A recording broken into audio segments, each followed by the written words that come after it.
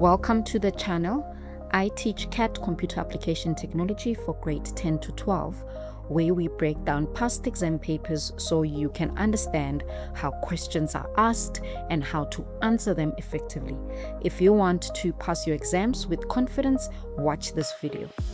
We are doing the November 2021 question paper, and now we're doing question 3 spreadsheet.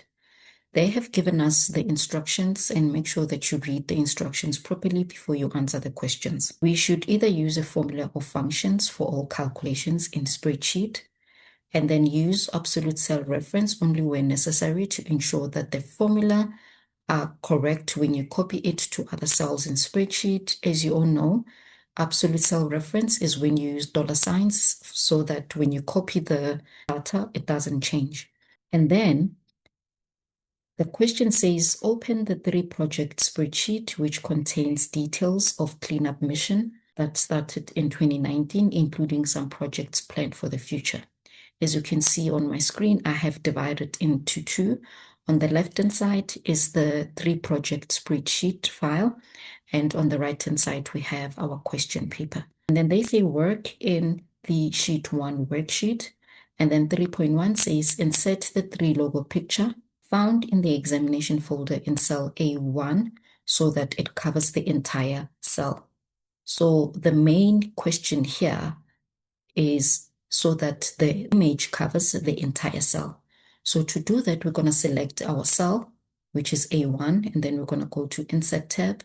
Inside Illustration Group, we're going to choose Picture, and then where it says Place in Cell, we're going to choose that one. And then there's an option that says this device.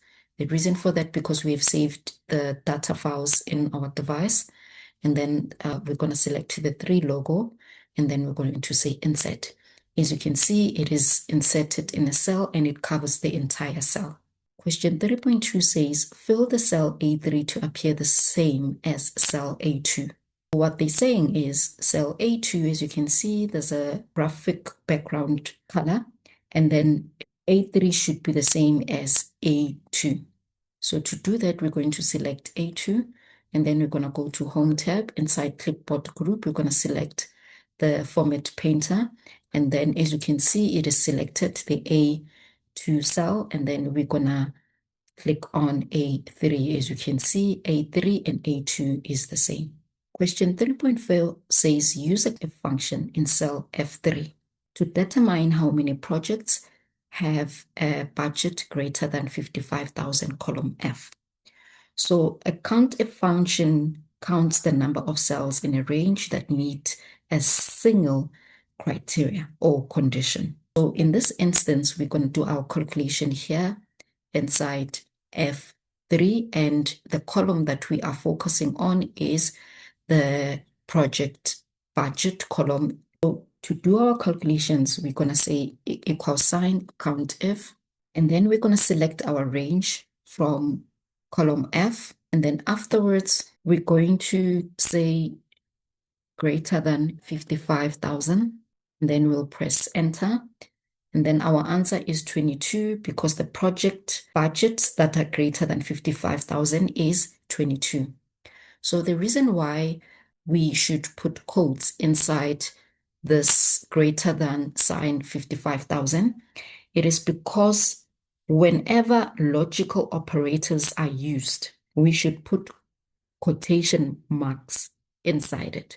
So logical operators are your greater than sign and your smaller than sign. Without using the quotes, the Excel will give us an error.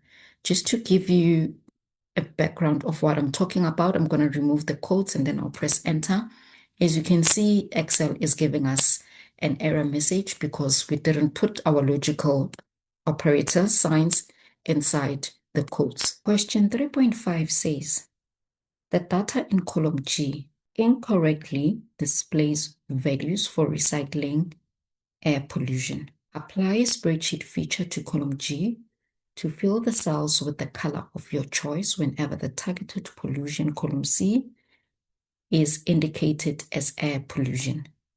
So in this question, we are using the conditional formatting, and we are highlighting all the cells that contains air in column C. So to do that, we're going to select our range of column G. And then we're gonna go to styles group and then conditional formatting.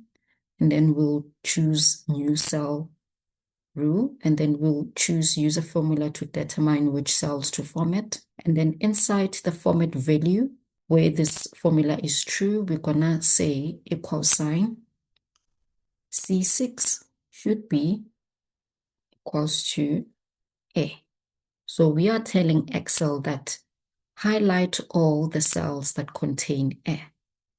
And then we're going to go to format, and then we're going to choose the color of our choice. I'm going to use purple, and then we're going to say OK, and then we're going to click OK.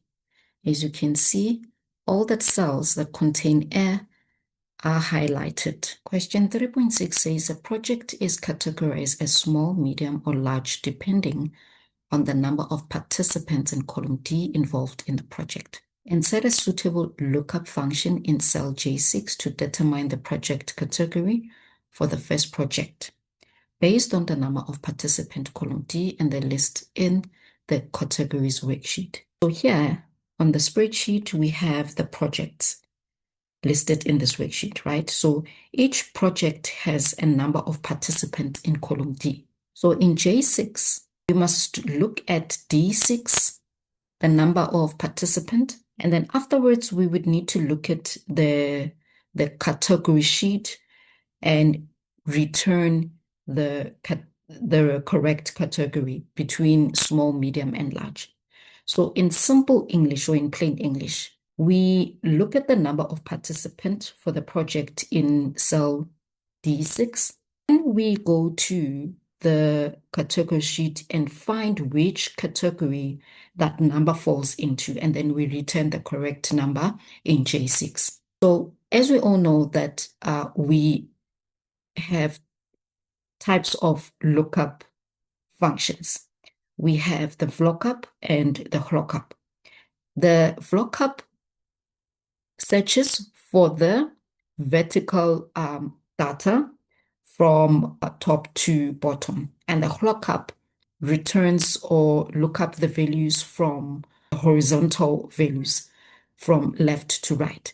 So in this instance, when we look at the lookup table, which is on categories, we can see that it's from left to right. So which means we are using the HLOOKUP function.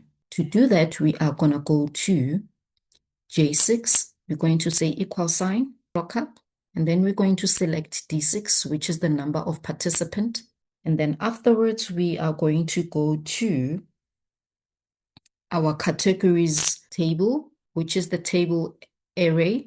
And then afterwards, we will say 2. The reason why we are saying 2 because it returns the categories from the second row. This is the first row, this is the second row. And then afterwards, we will say true because we are looking for the approximate match. And then we're going to click enter, and let's see in J6, it is medium. When we look at the number of participants, it's 68. And then the answer it gave us medium. Let's go to the lookup table. As you can see, it is correct, which is medium. So it's 51 upwards. Question 3.7 says the project coordinator will send notification to prospective participants for the project that will start within the next 60 days, column E, inclusive of the current date. Use a nested if function formula in cell K6 to display the following message. We need to display notify if a project will start within 60 days from the current date, or we need to display something if the project starts after 60 days from the current date. And then we need to display complete if the project has been completed. So in simple terms, what they are saying is, this is what we need to display: complete, notify, non-notify. I've chosen non-notify because they haven't told us what is another option we should display. And this is the function that we need to use, which is the nested if function. We're going to say if E6, which is the date of the project, is less than today's date, then complete should be displayed.